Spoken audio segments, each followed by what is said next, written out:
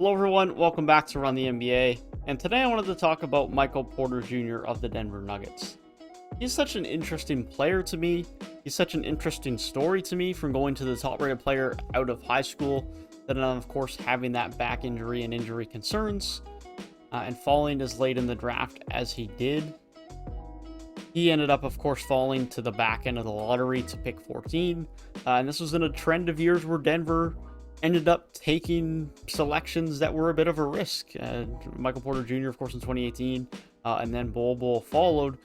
Micheal Porter Jr., of course, has been the much more successful of those, but successful is a bit of a blanket statement.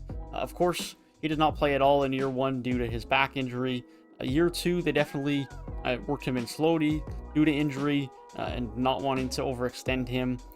Sure, it was a learning curve as well. He was adjusting to the league. His defense definitely was not great and still isn't anything spectacular, but is improving. But he essentially is in a position now where you can logistically and very much say, without anyone thinking that you're crazy, that Micheal Porter Jr. has scoring champ potential. I think it's a fair statement. And I'm not saying that it's likely, because there's still a lot of pretty darn good scores in the NBA. But you have to give Micheal Porter Jr. a shot and a place in that discussion to at least be in and around that conversation in the prime of his career. Because let's remember, Micheal Porter Jr. is only 22. Well, 23 now. 22 last year. This man averaged 19 points per game last year, shooting 44.5% from deep on over 6 attempts, shooting 54% from the field. This guy is putting up 19 a night on absurd efficiency in year two of his NBA career, of actually playing basketball. That is insane. Those are absolutely insane numbers. 19 points a night, inefficiently, not on a winning team. Colin Sexton, a lot less valuable, because I don't think anyone that is a true NBA fan objectively would say that Colin Sexton is a better player than Micheal Porter Jr. because he's just not. He's just not. Colin Sexton might put up more scoring numbers, but he's not anywhere near as efficient at all. And he's much more of a ball stopper. But nonetheless, Micheal Porter Jr., what can we expect from him moving forward? He is entering into the fourth year of his rookie deal, which is the last year of his rookie deal, and I would fully expect before the season starts, or if not, then at the end of the season, that Micheal Porter Jr. will get a max extension from the Denver Nuggets. No doubt about that in my mind. I talked about it when Aaron Gordon signed. Aaron Gordon, Jokic, MPJ, Jamal Murray, that is now the core four of the Denver Nuggets going forward, and Denver are going to pay him as much as they have to keep Micheal Porter Jr., and that's going to be a max contract because someone will give him that. And that's just the reality. He is very well deserving of it. Fully. He is fully deserving of a max contract. He's going to prove that even more this upcoming season. But even just on last year's play, he deserves it. And he stayed relatively healthy last year. He played in 61 games. You can't really get too mad about that, especially in as weird and condensed of a season as it was last year. 61 games out of 72. It was a very good season for Micheal Porter Jr. He was healthy. He was available. The biggest thing that he's going to have to continue to improve on is that defense.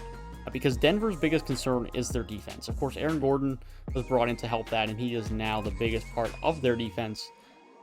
But they need Micheal Porter Jr. to become at least a good defender. He doesn't need to become a great one, but at 6'10" with his athleticism, there's no reason why he shouldn't be able to figure it out to a point where he can be a serviceable, average to slightly above average wing defender.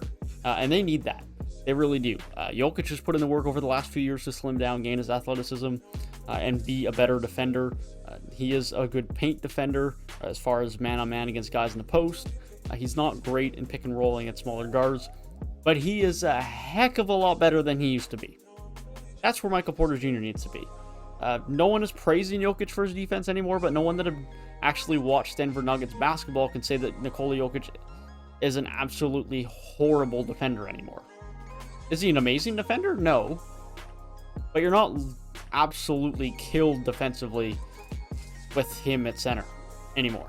And Micheal Porter Jr. still does have moments where he is just not there enough defensively And sure, he does tune it up a little bit more in the playoffs, but I think there still is a lot more upside and potential for him there to be a very good defender.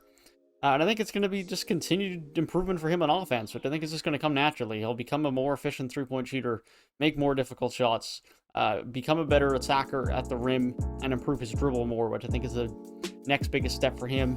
And then if he really wants to take his game to the next level, it's going to be how good of a playmaker can he become. Because right now he's really I get the ball and I score, but he's definitely not setting up any offense for anyone else. His assist numbers are very indicative of that, sitting at 1.1. But he gets his bucket and he gets it well.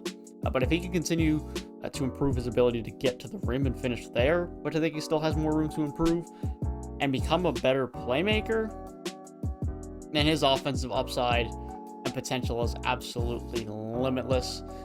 He's definitely one of the most exciting young players in the NBA. He has absolutely sky-high upside. And as I mentioned, he definitely has the upside to be amongst the conversation of someone who could be a scoring champ down the road. There's a lot of names in that discussion, sure. Jason Tatum, Luka Doncic, Trae Young. You could make a case for Brandon Ingram. To a lesser extent, Devin Booker when Chris Paul's gone. Many other names that could be thrown in the hat of that argument. But Michael Porter Jr. has to be right amongst that. He's only going into year 3 next year. This guy's special. I'm excited to watch him next year with the Denver Nuggets. Let me know down in the comment section what you guys think down below of Michael Porter Jr. so far throughout his NBA career, how he will be for the Denver Nuggets next year, and what he needs to improve on to really make the Denver Nuggets become a title favorite throughout the next few years with this core. With that being said, if you guys did enjoy the video, be sure to leave a like down below and subscribe to the channel if you are new. If you want to hear my thoughts on other players or rookies throughout the NBA for the upcoming season, then be sure to click the box on the right-hand side of the screen. And if you want to hear my thoughts on the extension of Aaron Gordon, then be sure to click the box on the left. With that being said, I hope you guys have a great rest of your day, and I will see you guys in the next one. Peace.